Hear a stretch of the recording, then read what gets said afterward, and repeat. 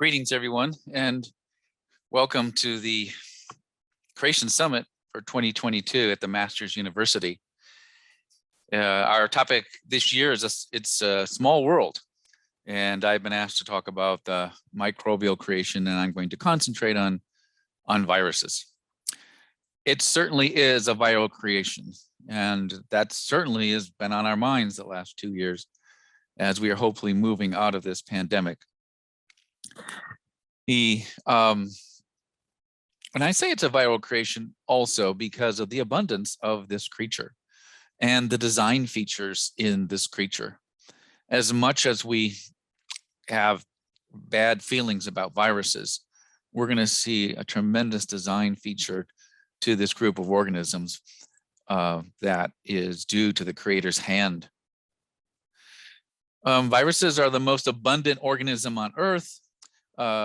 Easily over 30 million species. The way we calculate that is DNA analysis in environments have shown that there's a fairly good prediction that there'll be over 30 million species of bacteria on the Earth. And every bacteria can have several different viruses or phages. Phages are viruses that infect bacteria. And those who have been sampling the ocean are showing DNA analysis of viruses in the ocean. We could easily have 1 trillion or more species of viruses on Earth. Some are saying 100 trillion species of viruses on the Earth. We tend to find a new virus in every sample of seawater that we just don't know about. It's the most abundant organism on the human body. You might not want to know that fact, but another way we calculate that is that the typical adult human body has about 35 trillion cells. For each one of those trillion cells, we are estimated to have a bacteria, most of them good bacteria. And also, for every one of those bacteria, there's several phages. So that number goes way above 35 trillion. So we have, it is the most abundant organism on the human body by our predictions. But what about bad viruses? What's interesting is if there are trillions, multi-millions to trillions of viruses on Earth, then how many are causing disease? And what's really interesting is really a very few. Let's look at the viruses that cause pandemics and have caused much heartache and death over the centuries. And if we look at this list, smallpox, influenza, HIV, AIDS, now SARS, COVID, and cholera, they probably dominate the list as far as how many deaths have occurred. Then measles, polio, yellow fever, Zika, much fewer. And it's hard to say whether measles is pandemic. It's certainly regional. Polio might have been pandemic for a while, but it was also regional. Cholera we're supposed to be in the 7th pandemic era of cholera, yet it seems to be located in only several regions of the Earth over time during those pandemics. We look at the numbers. Obviously, smallpox to cholera dominate as far as the number of deaths over centuries. These are estimates. Of course, smallpox and influenza causing almost millennia of deaths over many centuries. Again, this is just a handful of viral species compared to the trillion out there. If we include all the viruses that cause colds and flus, non-pandemic illnesses, again, we are probably way under 1% of all the viruses on Earth. Are there virus kinds? This is difficult to say. We haven't had enough data to do the analysis, or we just haven't had someone working on this. I would say that we can have at least 3 different kinds. I'm going to estimate we're going to eventually show 3 different kinds, and that is bacteria phages, the viruses that live on bacteria, are one group, plant viruses and animal viruses. And there tend to be differences among their structure. If you look at the a phage, the second one from the left at the top line, they tend to be the most complicated structurally. That's really interesting. The viruses that attack bacteria can be very complicated.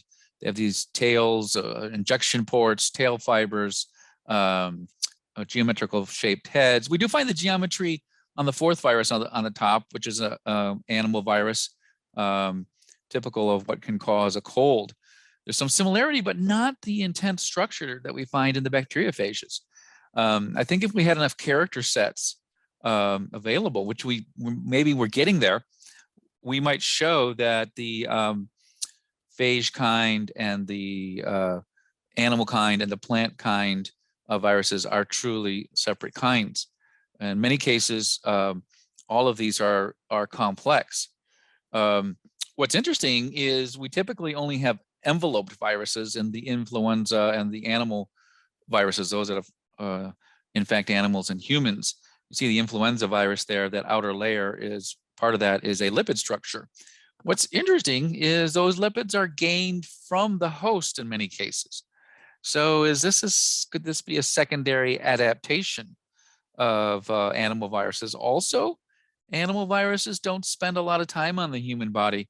The ones that cause infection, they are often eliminated. There's only a few kinds, probably 2 benign kinds that 70 to 80% of the population can carry at any one time. And then herpes virus, which can cause illness over a lifetime, but it can be very dormant, resides in the human body. So it's interesting that animal viruses don't stay around very long, and they often have what appears to be maybe post-creation modifications by picking up lipids from their host who they infect. And so again, from a creation biology point of view, we might say, where do animal viruses come from? Were they meant to be on animals? And what is their design features that would suggest their place on Earth in the original creation?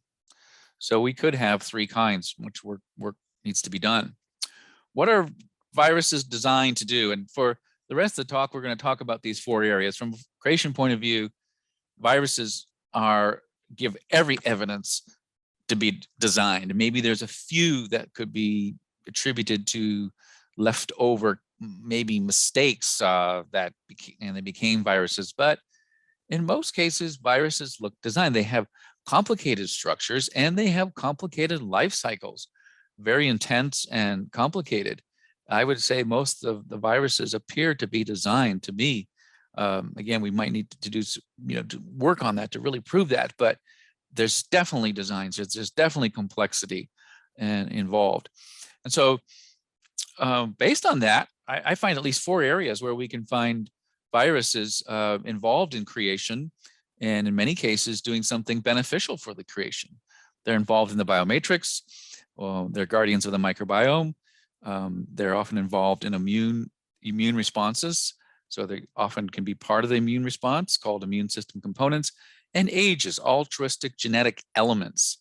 Altruistic genetic elements was a term coined by Dr. Todd Wood, years ago in a paper, as he made a prediction that perhaps some genetic elements may be involved in speciation of creatures on Earth.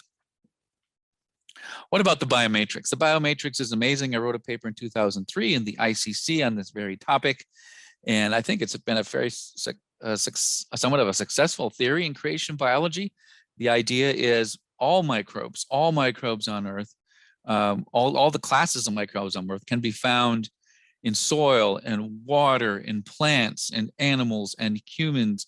And in many cases, they are involved in recycling carbon, oxygen, nitrogen in ways that support life.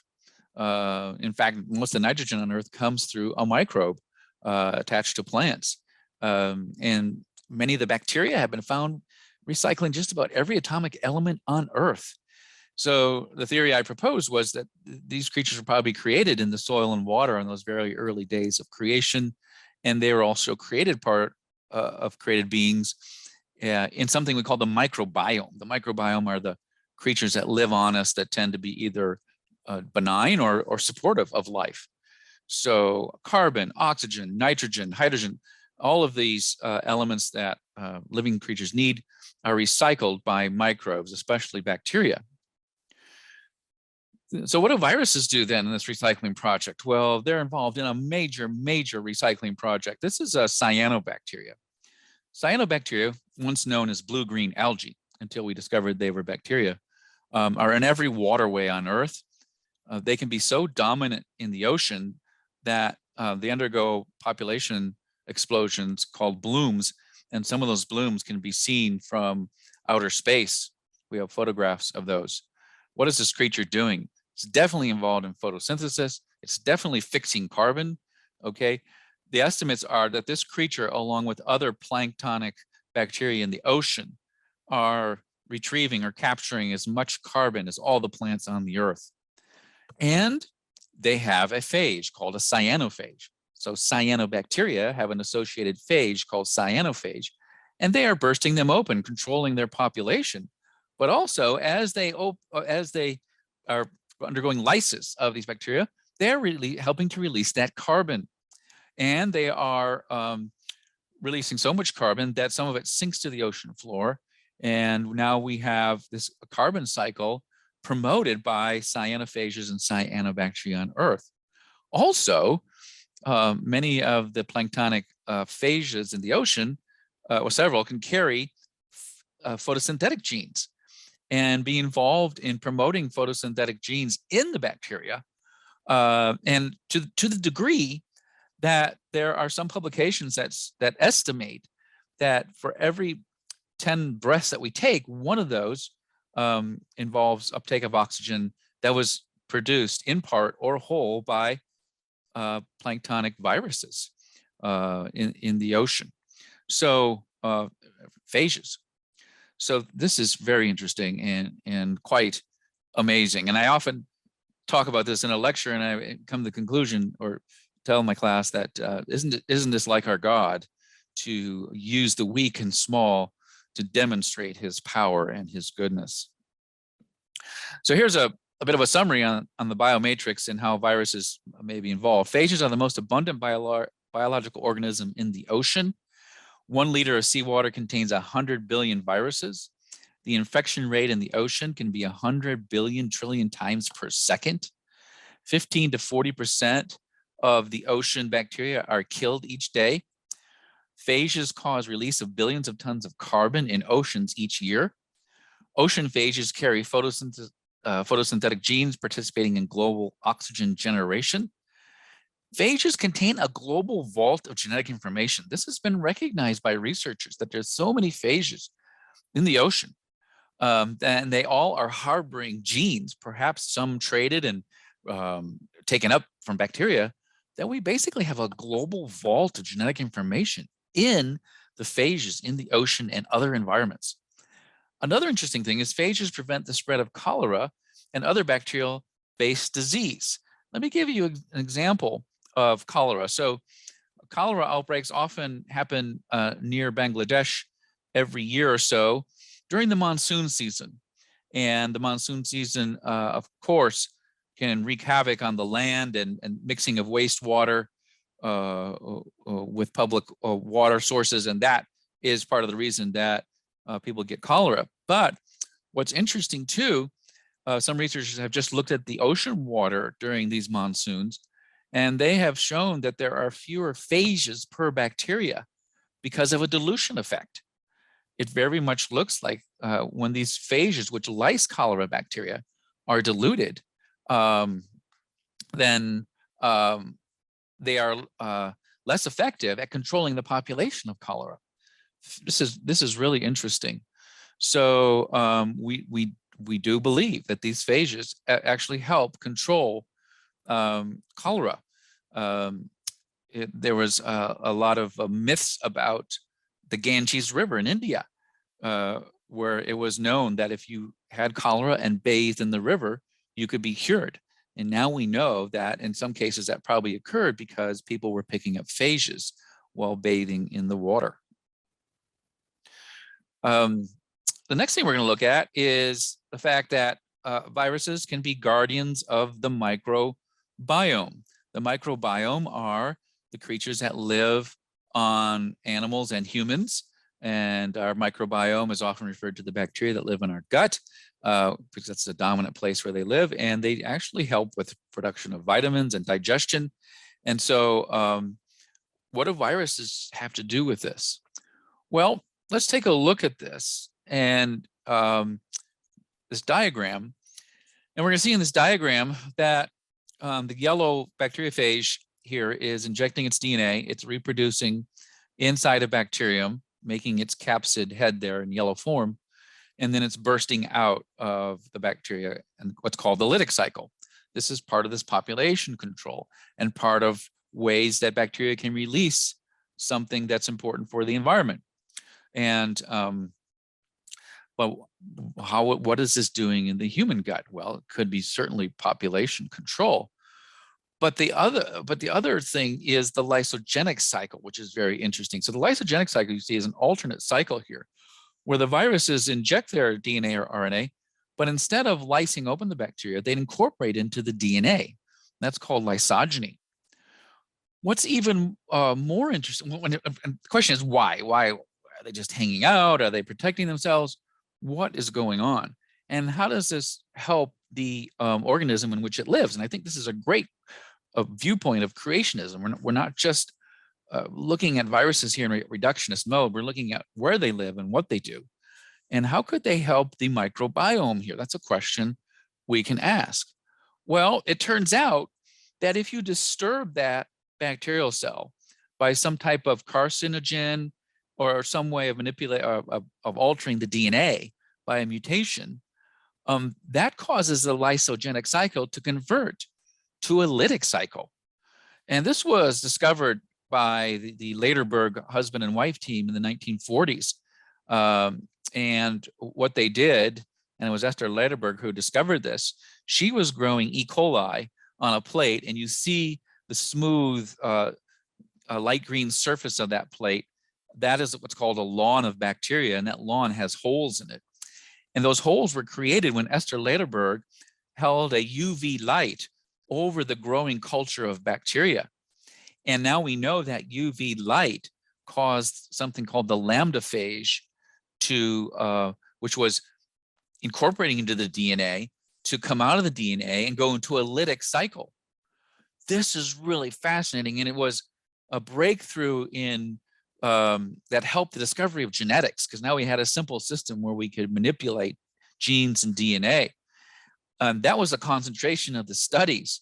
It wasn't even noted for decades that this also could be something that was going on with the microbiome.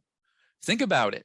We want to have E. coli in our gut that are doing good things, they're producing vitamin K. What if they mutate and go on to a bad or pathogenic form?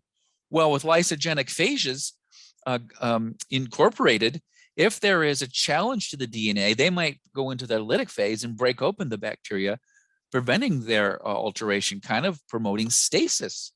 And that's really fascinating. In fact, some researchers don't know why E. coli hasn't mutated much more over the years. And maybe, again, because of this environment where phages are controlling their life cycle in a way and preventing change at the DNA level. And this is really fascinating. So again, if we add UV light to the system, we break open the bacteria are broken open. So I'm now going to relate that whole concept also to the fact that phages in our gut, in our microbiome, and in animal microbiomes may be involved. We can couple this idea of guarding the genome with viruses acting like immune components and protecting our microbiome.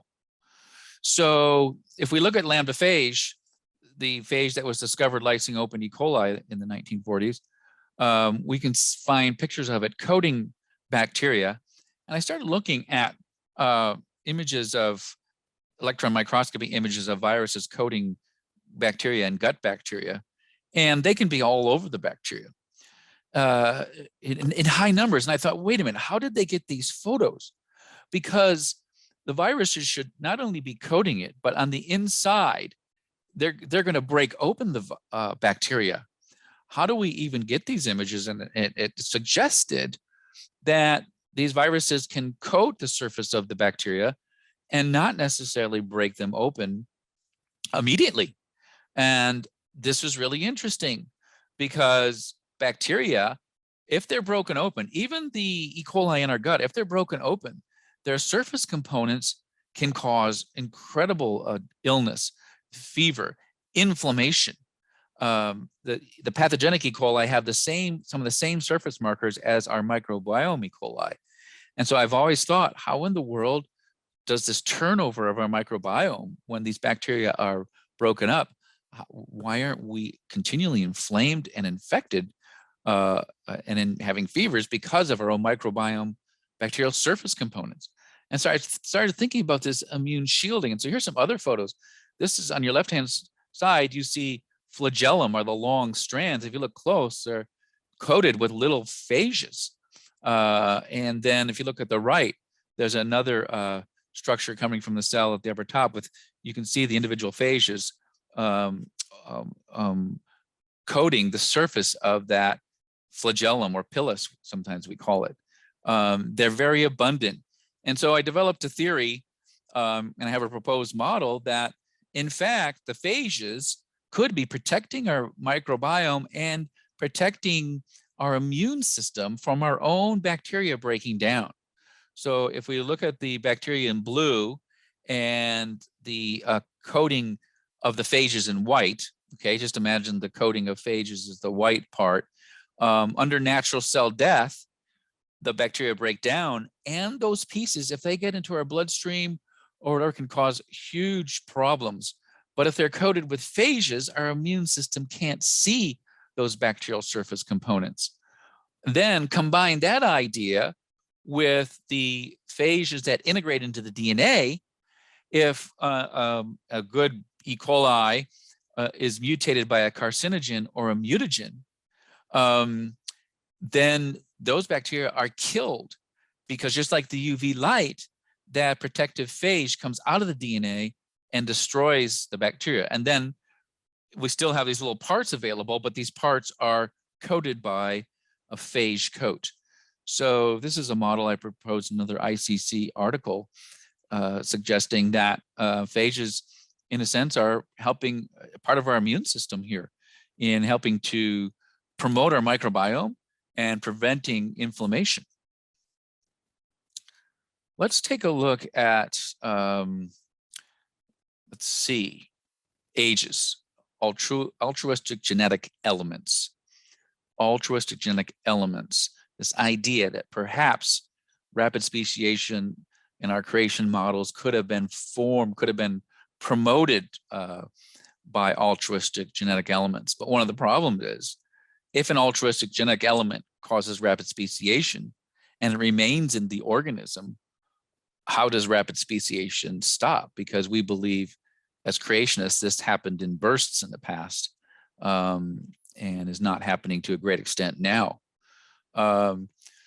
So could AGEs promote both rapid diversification as well as stasis? And I think that's been the problem. How could a genetic element which disturbs a DNA or genome, causes some genetic change for diversification, how does it stop doing that? What are the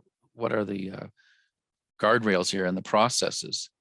And so what's really interesting is we can look at a whole nother level of viruses that live in the human body and mammals. And those are endogenous retroviruses. And they even go down to even the basal level of the animal groups and sharks and so on. What we find are viruses, DNA in our DNA. So retroviruses are a whole group of viruses that are DNA viruses, and they have to convert their DNA to RNA, and then their RNA back to DNA to make protein. So they go in reverse to make protein. So HIV is a famous retrovirus. Well, we find retrovirus DNA in our bodies, and up to 8% of the DNA, more than the protein coding sequences, are endogenous retroviruses. What are they doing there? Were they created there in the beginning? Were they inserted later? As creationists, we believe they're designed. We don't, some models suggest they were there in the beginning. Some suggest, well, maybe they did arrive at one time and only that one time. And so in humans, they are called HERVs, human endogenous retroviruses. And they are not completely silent. They're not making viruses which exude from our bodies, but they can actually do things in the human body. They can produce proteins, and they can also sometimes insert themselves. So here is a model from a paper, and I want you to look at 1 and 2 here. We now know that HERVs in our genomes can cause crossing over of chromosomes. Very interesting. And number 2, they can cause insertion into genes, interrupting those genes. However, this seems to be under a lot of control, because if all of us have that much DNA dedicated to HERVs, we should be in trouble. We should be undergoing mutation all the time. So this looks like it's under control, and it does happen. Let me give you some summaries of HERVs here, a summary about what they're doing and a little bit more about how they're working. Number 1, they're abundant in mammals. They show design features, and they're involved in syncytium formation.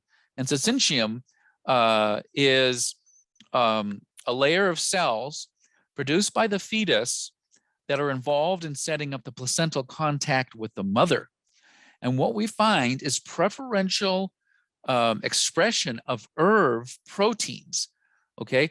Preferential expression of ERVs themselves, the DNA part, being translated into proteins, and those proteins put in the surface of the placental layers that divide, separate the mother from the baby. And what we have in that area is a muting of the immune response because of these proteins in the syncytium. This is fascinating. It seems to be very regional, under high control, and protecting the mother. There again is that involvement in the immune system again that we have seen in other features, a muting of the immune system. And it's kind of curious that HIV is a retrovirus, and that's what it does when it causes illness. So were they meant to be there in the very beginning? It sounds like it. But what if there was a way where they did come later, or maybe they expressed themselves under certain conditions and were involved in speciation? And I'm going to propose a possible model here for them being involved as ages, altruistic genetic elements. And I thought about this because of the analogy to the CRISPR system. So some of you know about the CRISPR system. The CRISPR system is a new way that we can do genetic engineering.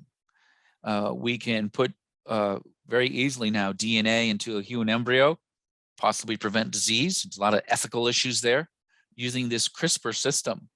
And what this CRISPR system is a bacterial immune system. So if bacteria are infected with phages, one of the ways they can protect themselves is to actually grab a piece of their DNA and insert it into their DNA.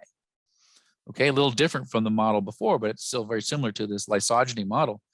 They grab a piece of DNA before the bacteria can replicate, put it in their DNA, and if they survive the infection, now they have a piece of DNA from a phage. If that same phage comes back around, they actually compare the sequence that they're holding with the DNA that's coming in, and they chop up the viral DNA. Okay, they actually can insert and chop up that viral DNA. So this is an immune system for bacteria. Who knew that bacteria had an immune system? They grab a piece of DNA from a virus, keep it in their DNA, kind of hold it as a memory system. Our immune system has memory too. That's why we do better after when we have a second infection of the same organism. We have a memory to it. They have this memory system, and then when the phage reinfects, they compare their DNA and they say, "Oh, invader is here, destroy it." So this is interesting. If we look at, again, maybe this helps us solve the problem of AGEs integrating into a species, modifying their DNA, promoting speciation. Okay, and then, but then if they incorporate into the DNA, they in turn act like a protection mechanism for subsequent infections, and now the speciation is muted. It's muted by a virus coming in to promote that kind of change. Really intriguing. And does this happen? Yes, we now know that our own endogenous retroviruses can sense another viral infection, and they can make components that, so the virus gets into our system and starts to replicate itself. They can make components like the invading virus that go in, and however, they're not exactly the right component, yet they get involved in the viral replication and they stop it. This is very fascinating. So now we have a whole model here where it looks like a virus can come into the human immune system. It may indeed have DNA changing potential for a while.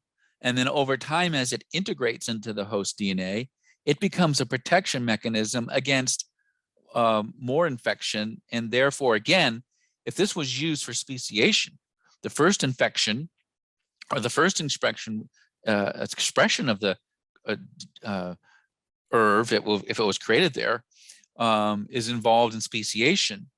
But over time, it actually stops any kind of virus coming in to do the same job, to do the same thing. This is really interesting. It's totally speculative, but this is what we should be doing in creation biology, throwing these ideas out there. Could the HERV system be a remnant of an AGE that once was involved in speciation, and after it incorporated into the mammalian systems, it shut down further speciation? A lot of things to be worked out. There certainly are problems there, but it is very intriguing. So my last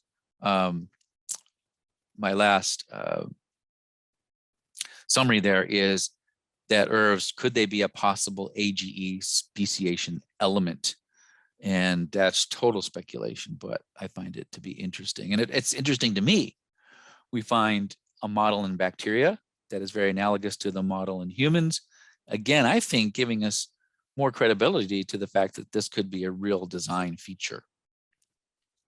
So in summary, viruses are abundant on Earth. Most of them are not causing illness. If a slightly higher fraction of all the viruses on Earth were pathogenic, I don't think we'd be here very long. They are certainly involved in the biomatrix to the extent that they affect global quantities of oxygen production and carbon fixation. They could be the guardians of our microbiome. This is, again, a proposal, speculative. It looks to me that they, in fact, could help the microbiome that lives on us do its job and protect it. We certainly find them as immune system components. And I forgot to mention, in plants, we find viruses protecting plants from fungal invasion. And this happened in some of our trees. And so we do know that viruses are involved as immune system components, guarding our bacterial microbiome from our immune system, muting it, and they can be involved now in protecting plants from fungal invasion also. And then the last thing we talked about was this idea that could endogenous retroviruses be a remnant of an altruistic genetic element? Could they be a remnant of altruistic genetic elements? And so I wanted to just give you an overview of viruses and the fact that I believe they're part of God's good creation. They show many, many design features. Most viruses on Earth are not deadly to humans. I just want to throw out some interesting ideas and models today. And again, thank you for attending the Creation Summit this year.